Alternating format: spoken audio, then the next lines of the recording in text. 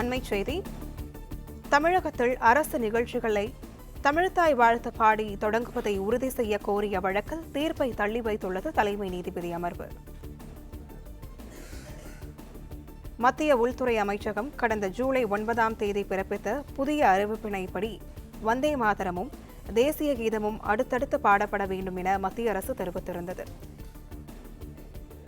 இந்த நிலையில் வந்தே மாதரம், தேசிய கீதம் இரண்டில் வந்தே மாதரம் பாடலை முதலில் பாட வேண்டும் எனவும் மாநில பாடல் பற்றி எதுவும் குறிப்பிடவில்லை. இதுகுறித்த கூடுதல் விவரங்களோடு செய்தியாளர் ஆனந்த் இணைப்பில் உள்ளார். ஆனந்த், வணக்கம். மேலும் விவரங்கள் என்ன பதிவு பண்ணலாம்? வணக்கம்.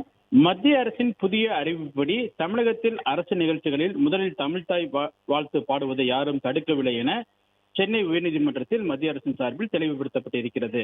தமிழகத்தின் அரசு நிகழ்ச்சிகளில் தமிழ்த்தாய் வாழ்த்து பாடி துவங்குவதை உறுதி செய்ய அதிகாரிகளுக்கு உத்தரவிட வேண்டும் என கோரி சென்னையைச் சேர்ந்த அனன்யா ராதாகிருஷ்ணன் என்பவர் உயர்நீதிமன்றத்தில் பொதுநல மனு தாக்கல் செய்திருந்தார். அந்த மனுவில் தமிழ்நாட்டின் அரசு நிகழ்ச்சிகளில் தமிழ்த்தாய் வாழ்த்து பாடி துவங்கப்படுவதும் தேசிய கீதம் இசைத்து நிறைவு செய்யப்படுவதும் பல ஆண்டுகளாக மரபாக பின்பற்றப்பட்டு வந்ததாகவும் தெரிவித்திருந்தார். இந்த நடைமுறையை நீர்த்து போக செய்யும் வகையில் அரசு நிகழ்ச்சிகளில் வந்தே மாதரம் பாடியே துவங்க வேண்டும் என மத்திய உள்துறை அமைச்சகம் கடந்த ஜனவரி 28ஆம் தேதி சுற்றறிக்கை பிறப்பித்திருப்பதாகவும் அரசு நிகழ்ச்சிகளில் வந்தே மாதரமும் தேசிய கீதமும் பாடப்பட்ட பிறகே தமிழ்த்தாய் வாழ்த்து பாடுவதாகவும் குற்றம் சாட்டியிருந்தார். எனவே இதனை மாற்றி தமிழ்த்தாய் வாழ்த்து பாடுவதை உறுதி செய்ய உத்தரவிட வேண்டும் எனவும் அவர் தன்னுடைய மனுவில் கூறியிருந்தார்.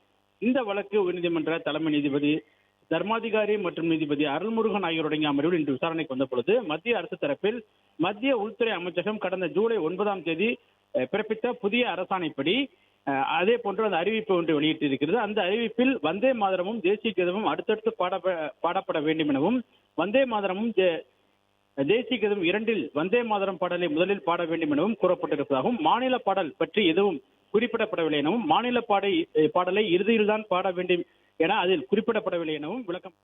பிளே ஸ்டோர் மற்றும் ஆப் ஸ்டோரில் இருந்து பாலிமர் செயலியை QR கோடு மூலம் பதிவிறக்கம் செய்யுங்கள். செய்திகளை உடனுக்குடன் பெறுங்கள்.